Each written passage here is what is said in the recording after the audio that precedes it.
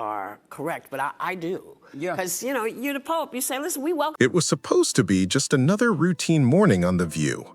The lights were warm, the audience was settling into their seats, producers were counting down in headsets, and the co-hosts prepared to do what they had done thousands of times before: argue, laugh, disagree, and move on.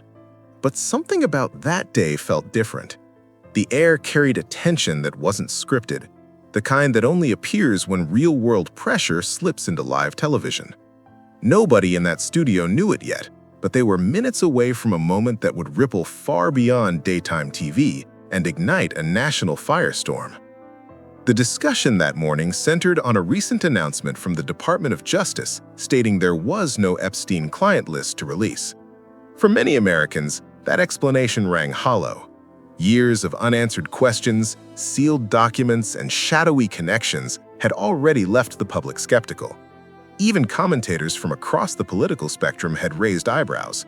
The topic was already radioactive before Whoopi Goldberg even opened her mouth. When it became her turn to speak, Whoopi didn't hedge. She didn't soften her words. She didn't glance at her co-hosts for approval. She looked straight into the camera and delivered a sentence that detonated the conversation instantly. She said that if anyone believed the truth about Epstein would ever fully come out, they were being naive. And she suggested that powerful political interests, including people connected to Donald Trump, had reasons to keep that list buried. The studio froze. The audience gasped. For a split second, no one moved. It wasn't just what she said, it was how directly she said it, on live television with no qualifiers and no retreat. In that moment, The View stopped being a talk show and became a breaking news event. Whoopi didn't pause there. She pushed further, criticizing what she called the worship of politicians and the illusion of accountability in modern America. Her tone wasn't hysterical or explosive, it was controlled, almost disappointed. Then, abruptly, the cameras cut to commercial. To viewers at home, it felt sudden. Inside the studio, it was chaos. Backstage, according to multiple insiders who later spoke anonymously, producers were shouting into headsets. Executives rushed into control rooms, phones lit up, legal teams were alerted. The moment Whoopi went off script, the safety net vanished. This wasn't a rehearsed controversy, it was raw, unscripted, and potentially explosive. Within minutes, social media erupted. Clips of Whoopi's statements spread faster than ABC could react. Hashtags referencing Epstein, Trump, and Whoopi's name trended globally.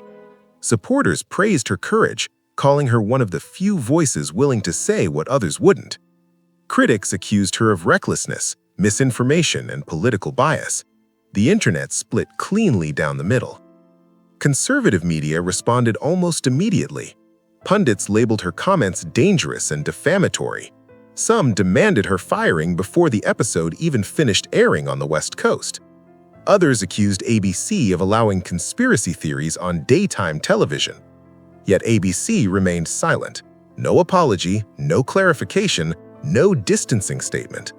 That silence only poured gasoline on the fire. For longtime viewers, the situation felt eerily familiar. In 2022, Whoopi had already faced suspension after comments about the Holocaust sparked outrage. That history made this moment feel different, more serious, more final. People began asking the question out loud: was this the incident that would finally end Whoopi Goldberg's tenure on The View?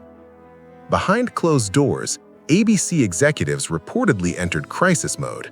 Advertisers began calling, legal teams reviewed transcripts, political operatives allegedly contacted the network, questioning whether Whoopi's remarks could open the door to defamation claims. The pressure wasn't theoretical, it was immediate and financial. Then came Monday's episode. Viewers tuned in expecting a walkback, an apology, or at least a carefully worded clarification. Instead, Whoopi doubled down.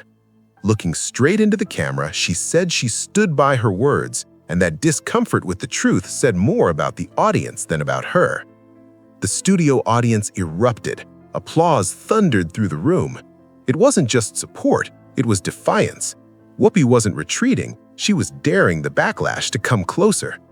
At that point, the story stopped being about Epstein or Trump alone. It became about media power, censorship, and the invisible lines that public figures are warned not to cross. It was about what happens when someone on a mainstream platform challenges the boundaries of what is considered acceptable discourse. Just hours after that episode aired, a new twist dropped.